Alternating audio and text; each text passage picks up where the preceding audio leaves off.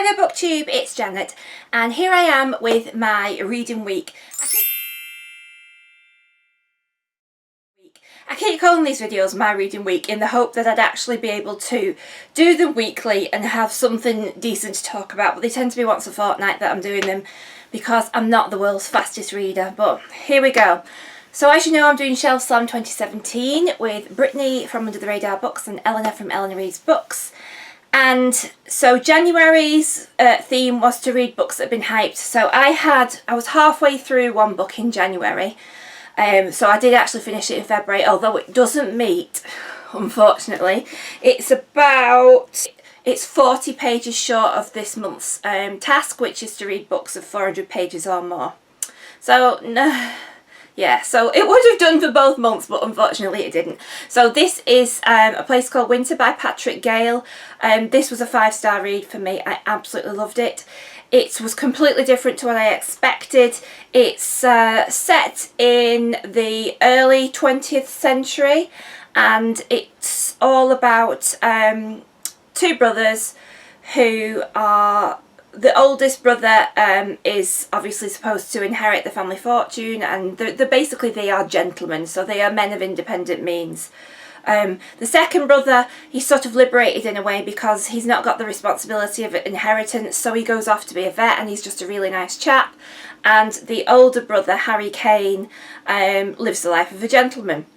He's a very shy, retiring man, but they come into contact with two sisters, and obviously there seem to be eligible matches, so Harry marries the older sister and his brother marries the younger sister.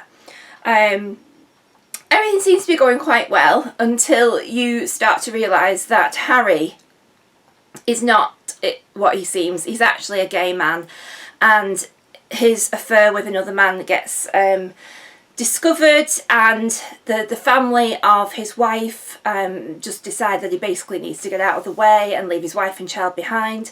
And although she is married to Harry, it doesn't really have such an impact on her, the fact that he goes.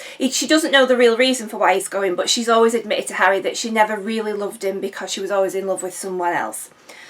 So it sort of seems to be relatively mutually, you know, agreeable that that's what happens. So Harry emigrates to Canada, where you are given plots of land to settle the country and become farmers. And this is the story, and I just loved it. There are moments of brutality in it.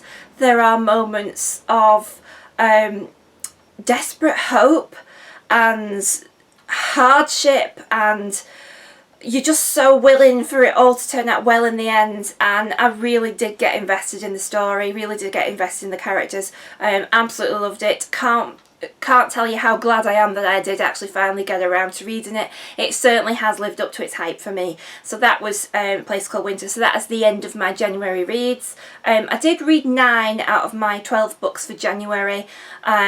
I'm really pleased with that because 9 a month is good for me, although the books that I've got left to read I do actually still want to get around to sooner rather than later if I can squeeze them in, because I think they're important reads. So for February Shelf Slam is to read books of 400 pages or more in the shortest month of the year and to aim to do 12.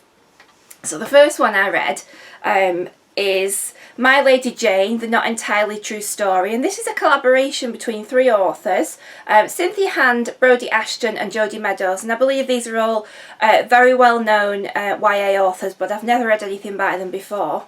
But oh my goodness, this was just an absolutely fabulous read for me.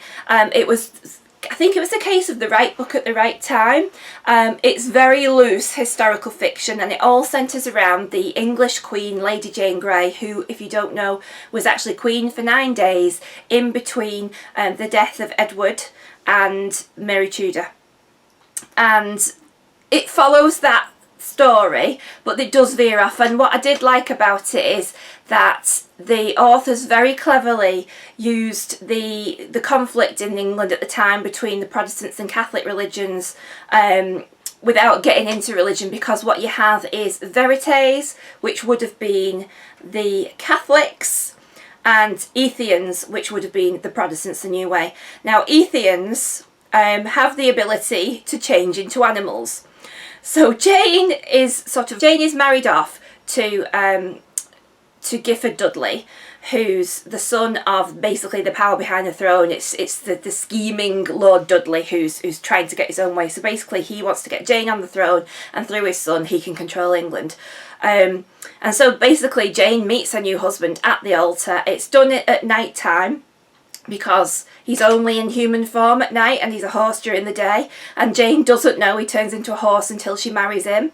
But it feasibly follows the story, the true story, but in such a fun way. There are little asides from the narrators. History does veer off course completely at some points in it, but it's funny, it's irreverent, it's exciting.